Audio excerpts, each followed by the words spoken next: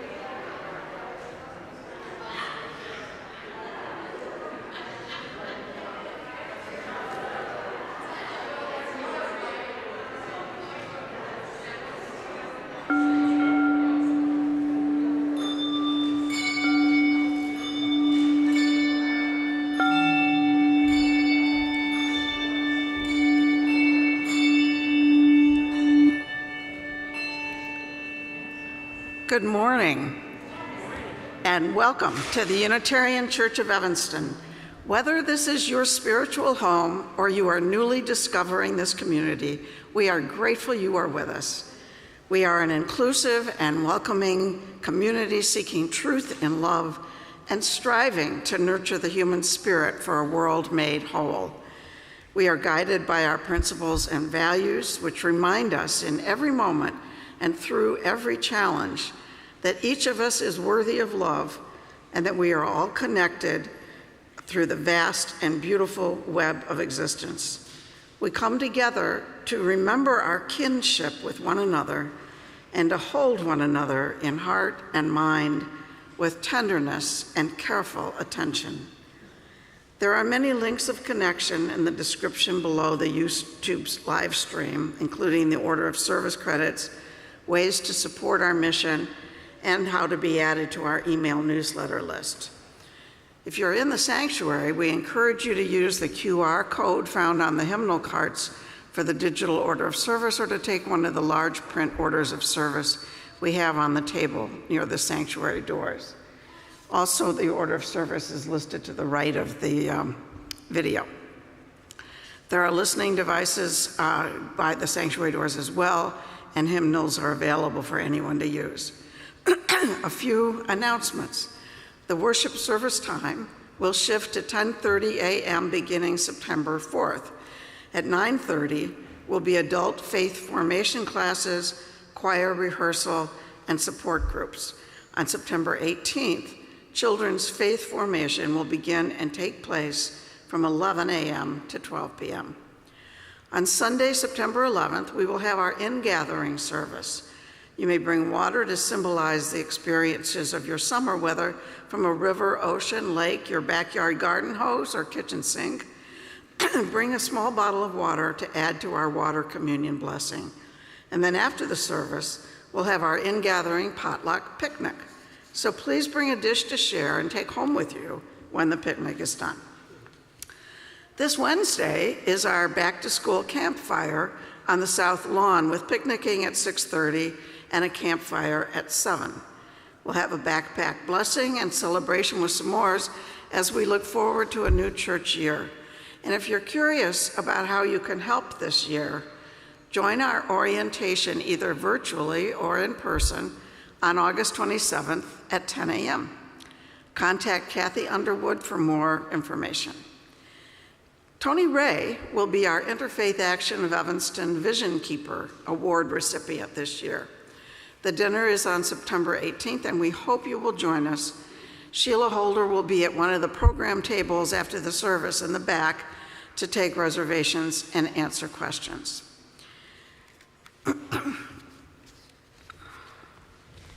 Thanks, Sarah. Good morning. I just have a quick announcement that the Anti-Oppression Task Force asked me to make. They want to know what your experience of oppression and equity is at the Unitarian Church of Evanston. And so they've worked with our consultants, the YWCA Equity Institute, to create a survey to gather your input about these issues. You can find a link to the survey in the newsletter or on the UCE website, and we'll have posters in the lobby with a QR code as well. It takes about 15 minutes to complete on a smartphone or a tablet or a computer, and members of the Anti-Oppression Task Force will be available during our kinship hour after the service to answer questions and provide paper copies for those who prefer the paper and pen format. If you've already completed the survey, you can stop by and get an I completed the equity survey sticker to wear. Your participation will help us understand how to transform the Unitarian Church of Evanston into a place of radical hospitality and inclusion. We hope to expand our power sharing and ownership of our anti-oppression work, as well as create spaces that provide safety and support for those with marginalized identities. And now let us settle into our shared time of reflection, celebration, and inspiration. And as we begin our worship service, those joining us online are invited to gather your chalice as we join in beloved community. We welcome you to worship. You want to introduce the... When it was first performed in 1943, the musical Oklahoma was considered revolutionary. It was the first collaboration of Richard Rodgers and Oscar Hammerstein's two, who went on to write 10 more musicals together. It's considered to be the first, quote, book musical where the songs and dances were fully integrated into the story and helped to move the plot along. And it dealt with real-life tensions between farmers and cowboys. The musical was based on the play Green Grow the Lilacs by Lynn Riggs, which was about Oklahoma residents on the eve of statehood, and about inclusivity and the resolution of tensions in the context of the animosity between farmers and cowboys. The Wisconsin Jewish Chronicle states, for Rodgers and Hammerstein, a frothy musical about peace and coexistence was particularly compelling in 1943. They were fully aware that their people were suffering at the hands of the Nazis. So, for Rodgers and Hammerstein, projecting backwards to turn of the last century America and creating a world of acceptance and tolerance was particularly compelling. Thank you, Tom, for singing this wonderful and revolutionary piece for us.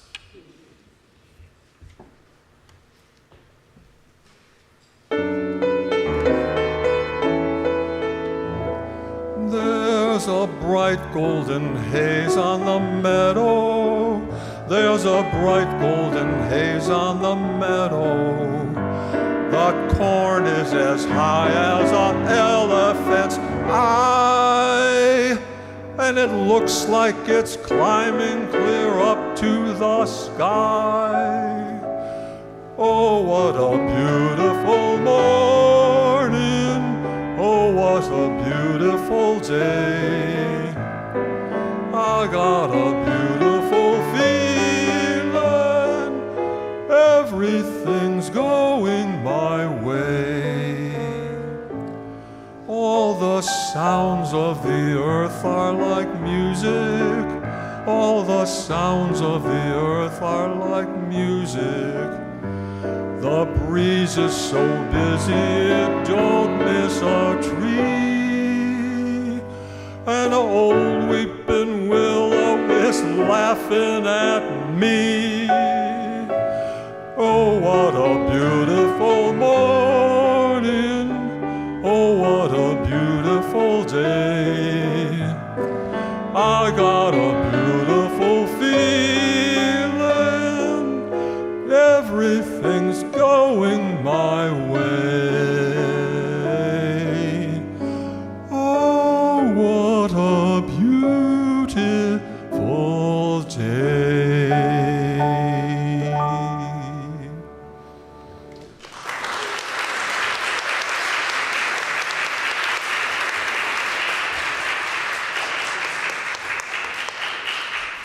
A very apt song for this morning. The Unitarian Church of Evanston resides on the traditional homelands of the Council of Three Fires, the Ojibwe, Odawa, and Potawatomi nations. In 1829, this land was recorded as being transferred from the local Potawatomi community, who had no choice but to sell their land to the U.S. government before being forcefully removed west of the Mississippi River. This land was then sold to white settlers. The Chicagoland area is now home to one of the largest and most diverse urban Native communities in the U.S. The acknowledgement of this land's history is one small effort toward building long-term solidarity with contemporary Indigenous communities. We name these realities with honor for all the ancestors and with respect for our descendants, with gratitude for the animals and plants sustained by this land, and with deep appreciation for the land we use as sacred space. As our musical guests, Tom, Tomo, and Flower, light our chalice, symbol of our living tradition, please join in saying these words of Brazilian theater director and teacher, Augusto Boal. Theater is not itself revolution, it is rehearsal for the revolution. Theater is a form of knowledge. It can also be a means of transforming society. No.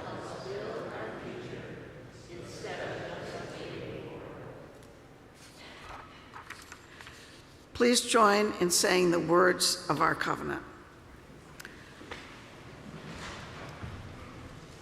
Love is the spirit of this church, and service is its law. This is our great covenant, all together in peace, to seek the truth in love, and to help one another. Before we sing our opening hymn, let's turn to one another briefly to say good morning. Try to greet someone sitting near you but who you don't know yet, and you might ask, what's your favorite play or musical?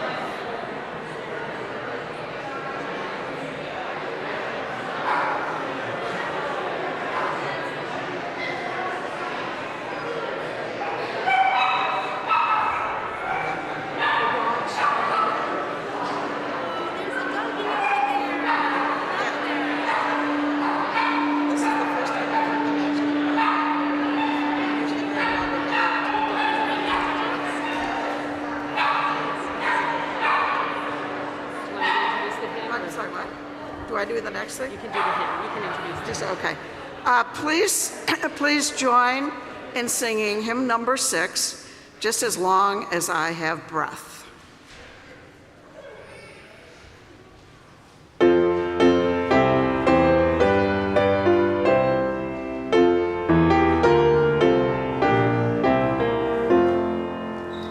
Just as long as I have breath, I must answer yes to life.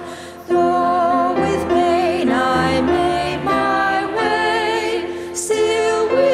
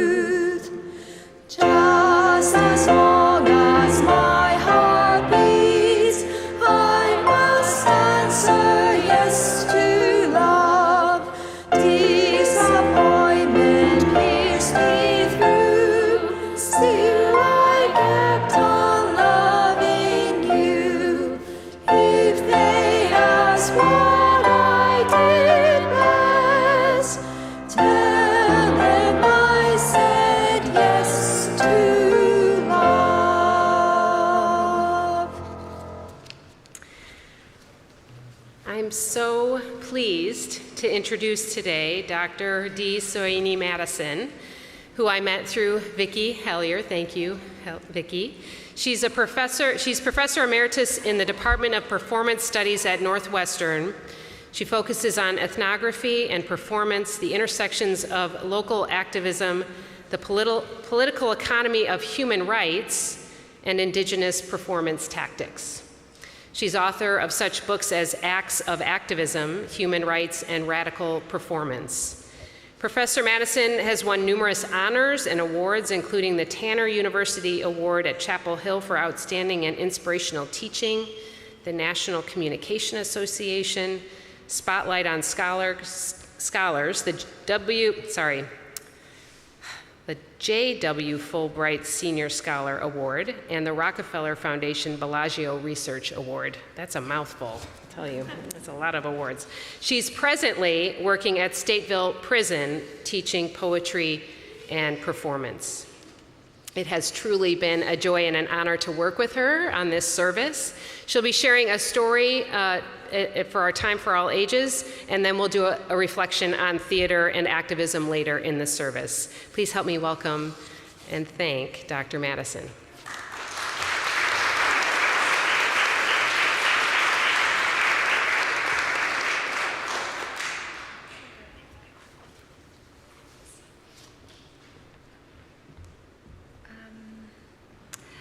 It's really a pleasure to come back here and sit on the stage. I've been to this church many times. Vickie is my singing coach, so I love seeing you back there. Hi, Vickie, I'm glad you're doing better. Because I believe allegory is one of the most effective and compelling forms to use and transform in a theater, I want to share with you the allegory of Sisyphus in a performance I wrote and directed to honor the U.S. labor movement and to also honor workers all over the world who are rethinking and remaking what it means to labor and to work. Oops, I forgot. Okay. I think it's on. Oh, no, it's not. Here's the thing. Okay. Those are my dear students. There once was a wondrous old soul by the name of Sisyphus. He lived long before we counted time. Some say Sisyphus was a king. Some say he was a god. But we all know that he was much more than a king or a god. He was a trickster. He was a trickster among all great tricksters: Anansi, Coyote, Loki, Red Boy, Kokopele, Brer Rabbit, John the Conqueror, and Puck. Sisyphus could trick the impossible and make it possible. He could trick the end and turn it into the beginning. Sisyphus had one eye. They say when he looked you in the face with his one eye, it felt like 100 eyes were starting back at you. By the way, this is a revision of the Sisyphus myth, okay? It was a revision for our purposes of labor rights. They say Sisyphus saw things with his one eye. He saw the tangled roots of old trees far underground. He saw the colors of life at the bottom of oceans. It was all this living that made Sisyphus love life too much. He found no wisdom or reason in his own mortality. He was a mortal man growing old. He could not live forever. So on a very cold winter's day, death came to pay Sisyphus a visit. Thank you. Death pulled out a large iron shackle with a large iron key. He began to lock the hands of Sisyphus to begin their journey. But Sisyphus, not believing in absolutes, only the eternal possibility of the trick, told Death he had never seen such a thing as this before, and therefore he could not make his hand fit. "Please, kind sir," said Sisyphus, "can you show me how to make my hands fit properly into this iron bracelet? I will hold the key while you demonstrate." Death put his own hands into the shackles, and Sisyphus quickly locked them up and threw away the key. When nightfall came, old Sisyphus, who loved life too much, climbed to the top of the trees that covered the cave and sang to the stars about defeating death, his best trick of all. But without the free hands of death, as time passed, the great chain of being turned into a tragic mess. The Lord of the underworld had disappeared, and no one died. The earth was in an abominable chaos with too many people. The oceans were losing their colors. The air was changing into solid darkness. New ideas could not survive the suffocating arrogance of too many old ones. The sick stayed sick, and I love the barking of dogs. That's music to my ears. But with the passing of time, the heart and mind of this trickster that we call Sisyphus began to change. He began to remember the magic of his one eye that saw under the tongues of liars. He began to remember living in trees and singing to the night. He remembered when he made life good for the good and bad for the bad. He began to remember karma. Seconds turned into minutes, minutes into hours, hours into days, days into months, months into years, years and years by climbing up the mountain. Sisyphus began to think new thoughts. He began to think he had been punished enough. He knew there was something more. He forgave himself. Peering deep into the stone of the boulder, he could hardly believe what he saw.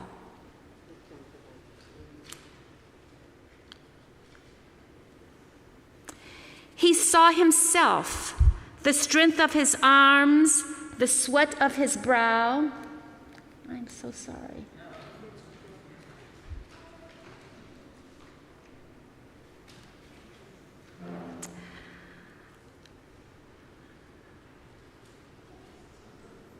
He saw himself, the strength of his arms, the sweat of his brow, but most of all, there in the stone of the boulder, he saw a reflection of the truth lying under his own tongue. He saw a truth that reached higher than the mountain and carried more weight than the boulder.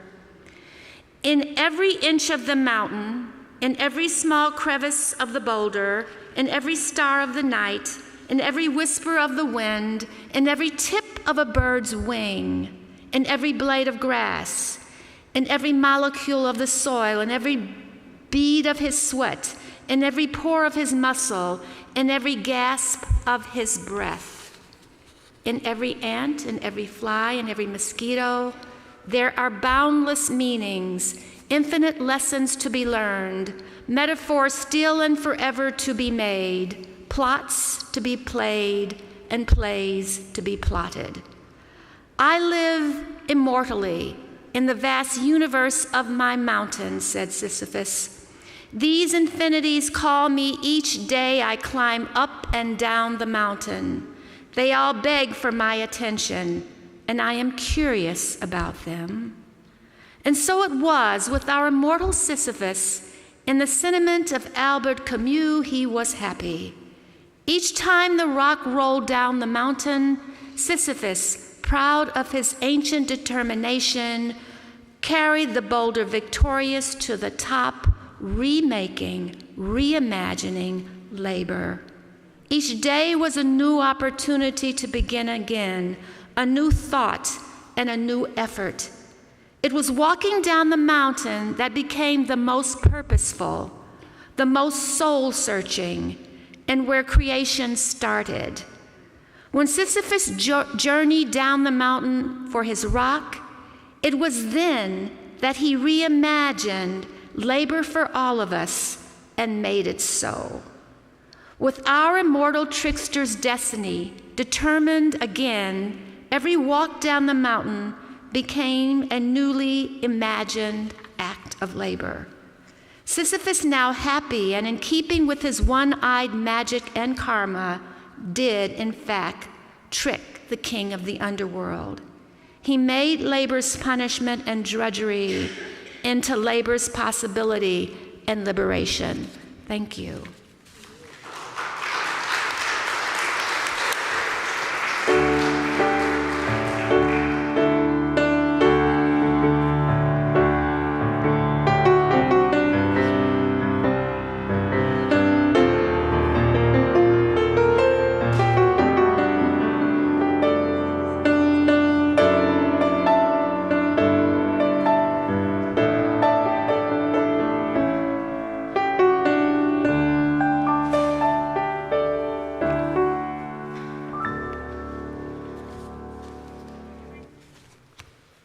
Thank you for that story. That was beautiful.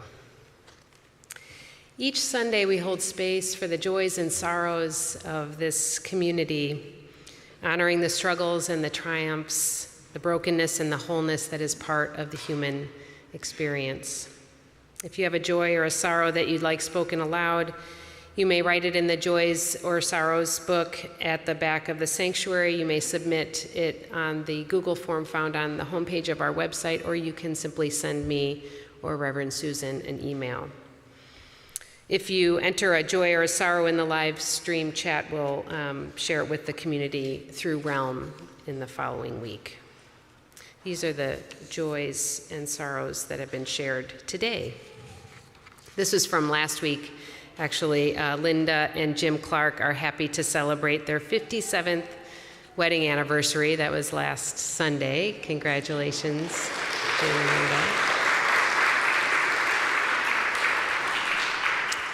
And Melanie Kitchener wrote, "What a joyous week in my family. Marlo turned 6 on August 10th, and Flynn will be 9 on Wednesday." Those are her grandchildren. On August 27th, my birthday. Woo!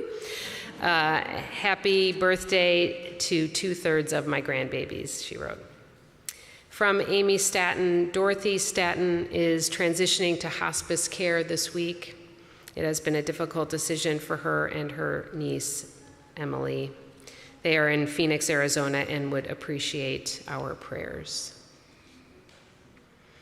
A sorrow from Gay Riceboro. Her son, Mark Riceboro, died in his home in Lake Bluff on Monday, August 8th, in the care of hospice and his loving sister, Amy Riceboro. And Gay Mangus, beloved member of this congregation, died on Wednesday afternoon after a struggle with pulmonary illness. She went peacefully in her sleep with her son, John, at her side. And there will be a memorial service for her this Friday, the 19th at 2 p.m. Please join us if you're able to honor Gay. Matthew and Jennifer Snowden are excited to announce the birth of their baby boy, Max Alexander Snowden. He was born on Sunday afternoon, August 7th. Max came into the world early, but he's doing well and is healthy for his premature birth. Jennifer's recovering well and is grateful to be back home. Mom and Dad every day are looking forward to when they get to hold him again and sing to him. And Max looks forward to meeting all of us when he is bigger and stronger. We can't wait to meet him too, Matt. Congratulations. We're so happy for you.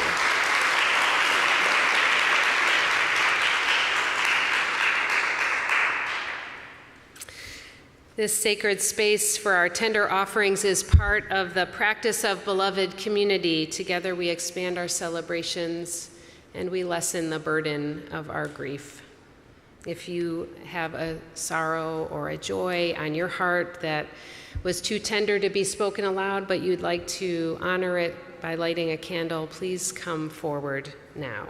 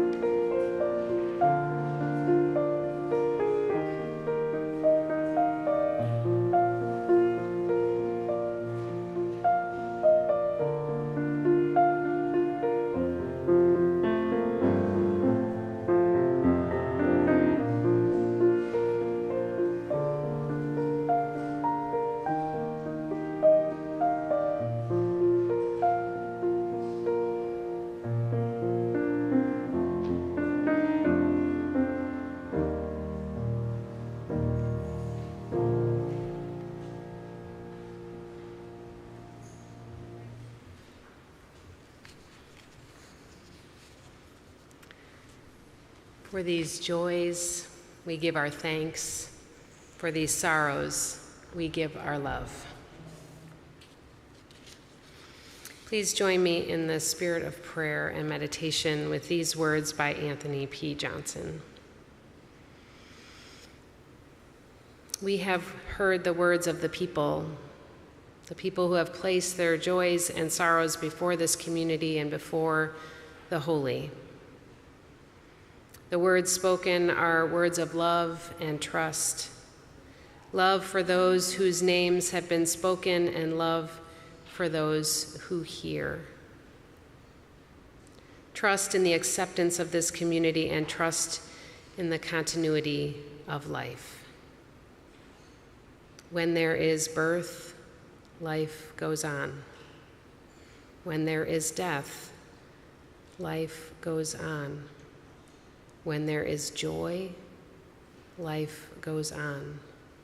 When there is sorrow, life goes on.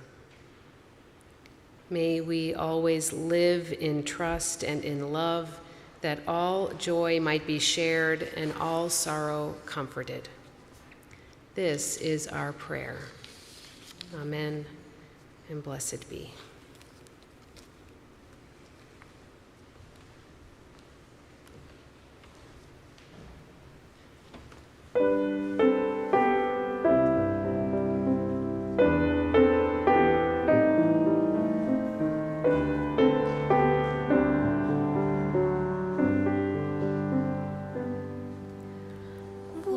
Still and small, deep inside all, I hear you call, singing. In storm and rain, sorrow and pain, still will remain singing.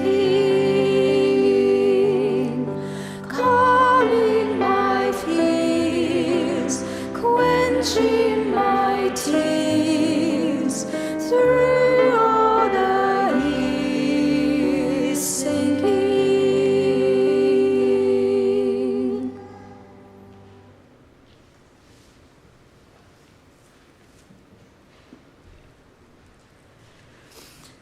As we say in our covenant each Sunday, service is our law. UCE is called by our mission, values, and principles to contribute to our community, to form accountable partnerships, and to express gratitude through giving.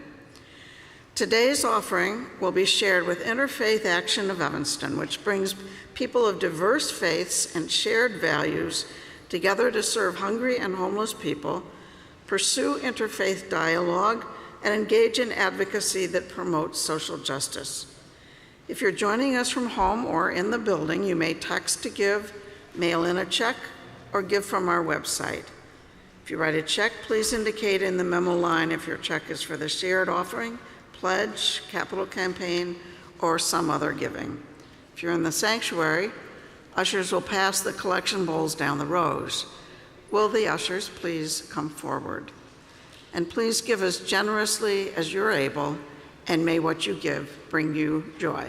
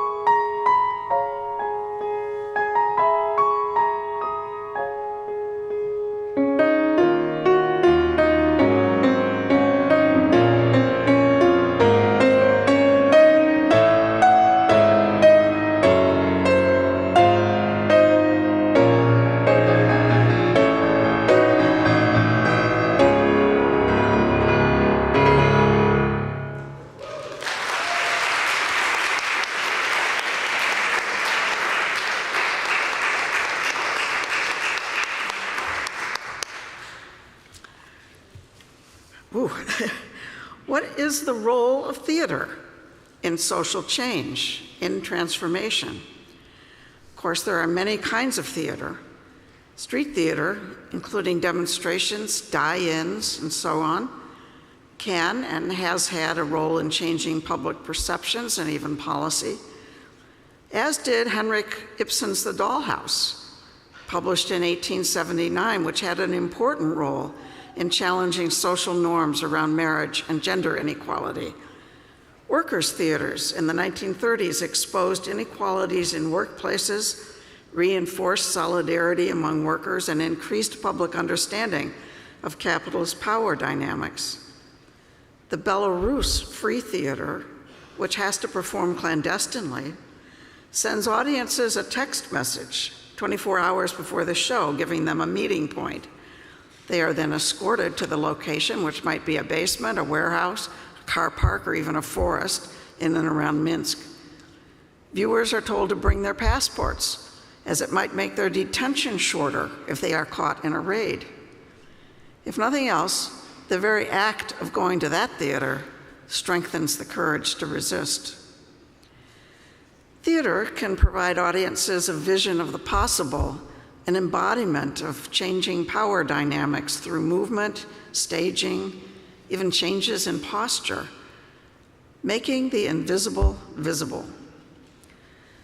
We're now going to see a very short trailer for a performance piece by the Bread and Puppet Theater, a Vermont-based group that has been performing since 1963 with huge puppets and non-traditional settings like barns on hillsides. And at the same time, they give audience members pieces of fresh-baked bread, since both theater and food are necessities. The piece is called Finished Waiting.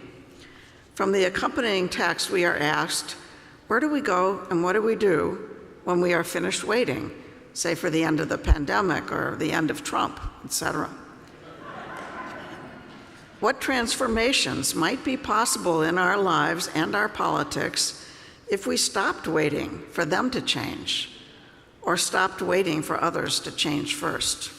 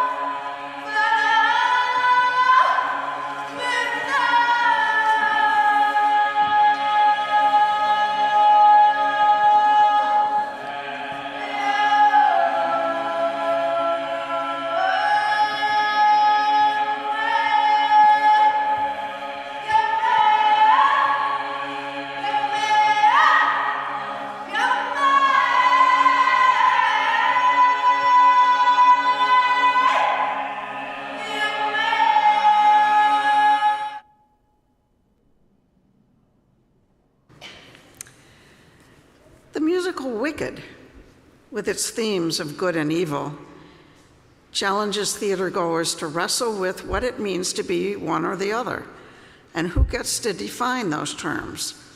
None of us is completely good or completely evil. No one can be absolutely certain about the positive or negative impacts of our actions. The song For Good invites us to consider the potential for good and bad in all of us, and how each of us always holds the possibility of transformation through love and connection.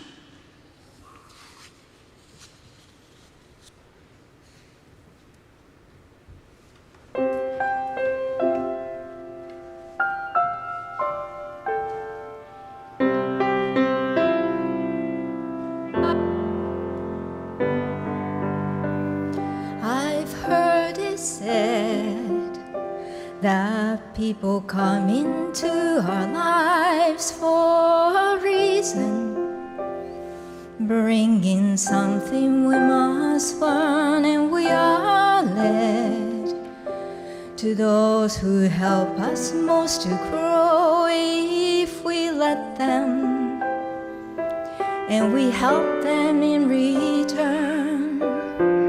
Well, I don't know if I believe that's true, but I know I'm who I am today because I knew you. Like a comet pulled from orbit as it passes a sun, like a stream that meets a boulder halfway through the wood. Who can say if I've been changed for the better? But because I knew you,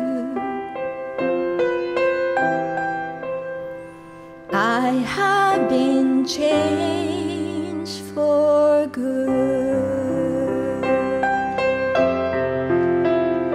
It well may be that we will never meet again in this lifetime. So let me say before we part, so much of me is made from what I've learned from you. You'll be with me like a handprint on my heart. And now whatever way our stories end, I know you have rewritten mine by being my friend. Like a ship blown from its mooring, like a wind off the sea, like a sea dropped by a skybird in a distant wood. Who can say if I've been changed for the better? But because I knew you, because I knew you, I have been changed for good. and just to clear the air, I ask forgiveness of the things I've done you blamed me for. But then I guess we know there's blame to share, and none of it seems to matter anymore. Like a comet pulled from orbit as it passes a sun, Wind off the sea, like a stream that meets a boulder halfway through the wood. Who can say if I've been changed for the better? I do believe I have been changed for the better. And because I knew you, because I knew you, because I knew you, I have been changed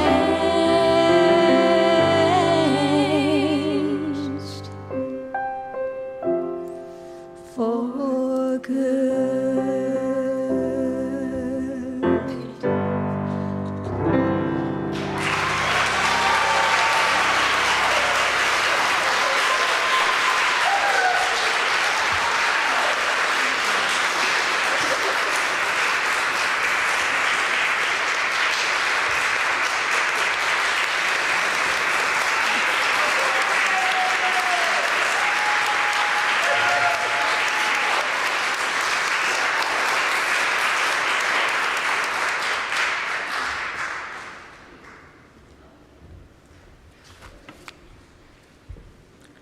Let's see if I can do this right this time. There's something wrong with it going so fast. There. Transformation through theater and performance can also take us beyond the stage and actors acting to real-life events and everyday people who transform public space. I'm referring to public protest. It has been said there is a degree of our humanity that can only be realized in public. We're in the midst of January 6th and reports from the emerging committees. I wanted to bring 3 scenes of protest that I think right now are touching all of us. The first is a women's march. The second is the aesthetics of courage and felt-sensing transformations that we see through Black Lives Matter protest. And finally, how women are putting their bodies on the lines in the most vulnerable of public spaces. How can we frame this as performance? I went to the Women's March with my daughter, and it was a space of intensity and sensory overload. Bodies, objects, motion, costumes, sights, sounds, rubbing against each other, the smells, passing food, they were enactments of the sensory. It reminded me, in these moments, we are with great collectivity and love, living by our senses.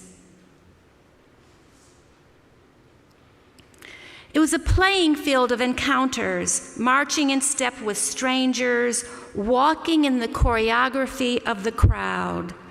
Improvisation, fragments of conversation erupted from being on the move together. Stopping at points when movement directed us to the visual power of signs. Parody turned into the purpose of satire. Sign in the semiotic sense of people, our bodies as signs, in the feast of satiric joy and hopeful love.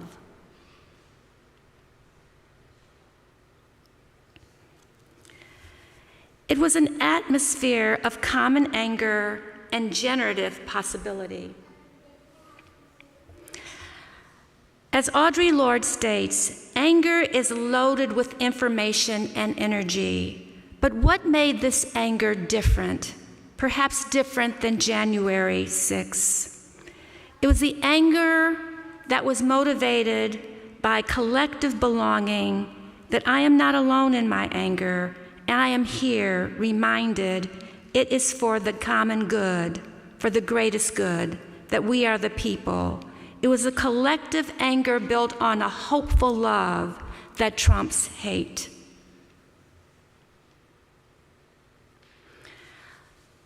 The second scenes of protest I'd like to take you to come out of the Black Lives Matter movement, what I called aesthetics of courage and felt sensing transformation. What are the effects on bodies in protest? How do we put our bodies on the line? Brittany Ann B. Newsom took down a Confederate flag from a South Carolina flagpole. She climbed to the very top of the flagpole. Unfortunately, this is not a clear enough image, but that is B walking up the flagpole, climbing up the flagpole in South Carolina. Some of you may be familiar with this one. You see there her partner in the yellow jacket. He is there to, in a sense, frame this motion and to protect her. It's interesting that we have the body of a white male looking over and seeking peace and protection from the police for B.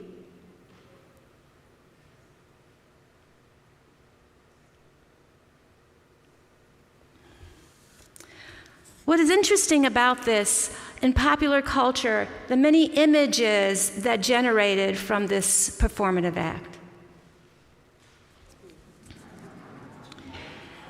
They represent symbolic signs. Their single female bodies become signs of expressive movements that produce for us a kind of shock of thought.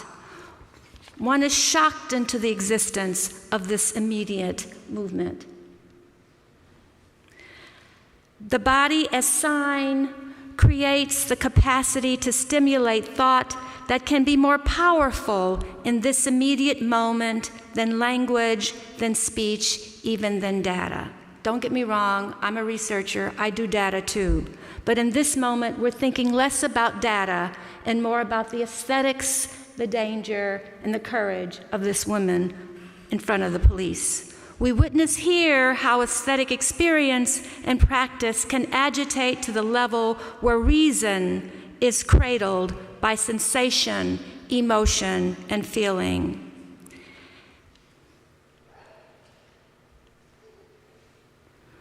There is a focused intensity that withdraws a person from the world to deepen critical dissatisfaction with that world. Affect and emotion are bodily sensations that are sustained and provoked particularly by art and aesthetic experiences. These emotions emerge from our encounter with pleasure, astonishment, disturbance, joy, and I dare say beauty. Well, we can simultaneously be disturbed, unsettled, and enlightened by all these experiences.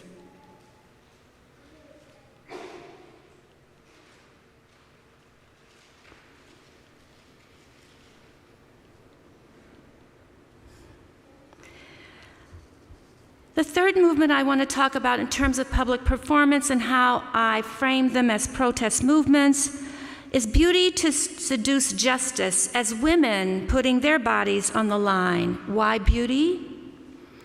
There is an energy in this encounter with beauty that is less a yearning and more an encouragement to act, even when we frame it as ugly beauty, the desire to bring a new thing into being.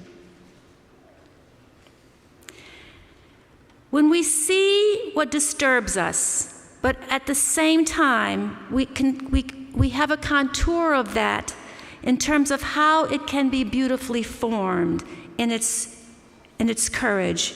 We also have the urge to communicate, to talk about it, to share it.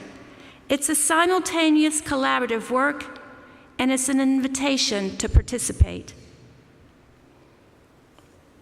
Intense range of sensations here. In pain, beauty can overlay one sensation for another. The experience of beauty is one occasion in which our lack of autonomy can be realized. We are unselfing ourselves for others. 100 women hold mirrors up to the RNC to protest anti-women rhetoric in the 2016 National Convention in Cleveland. Not very much has changed.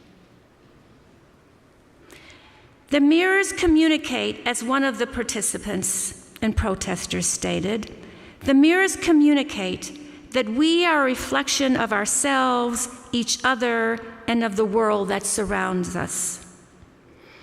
I want to end with a quote from James Thompson. He says, "Rather than I feel your pain, the model I would suggest is I accept the feeling of responsibility you provoke in me." Thank you.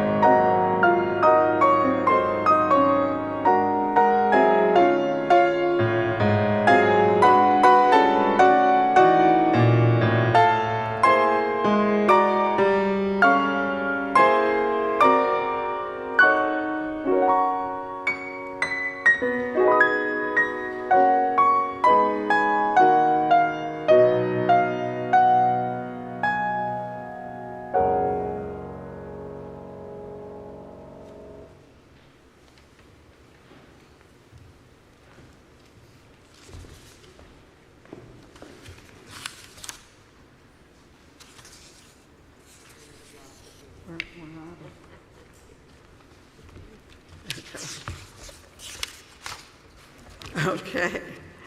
As we extinguish the chalice, please join in saying these words by the Reverend Elizabeth Sell Jones. Though the flame is extinguished, we carry with us the warmth of community, the light of truth, and the fire of commitment until we are together again. And then let's please stand and sing your hearts out. Do when the Spirit says do. As a reminder, this is an African American spiritual from our hymnal, and we are paying royalties to the Evanston Community Reparations Fund when we use these spirituals. If you'd like to contribute to this effort, you can make a donation to the UCE Spirituals Dedicated Fund in the same ways you contribute to our offering. Okay, hit it.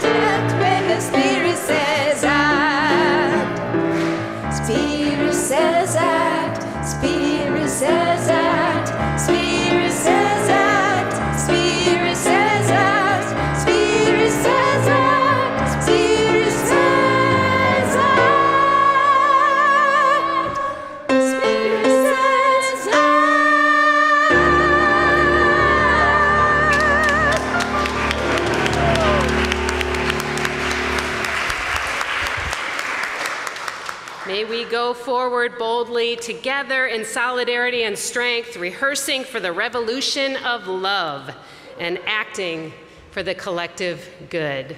Go making peace. Thank you.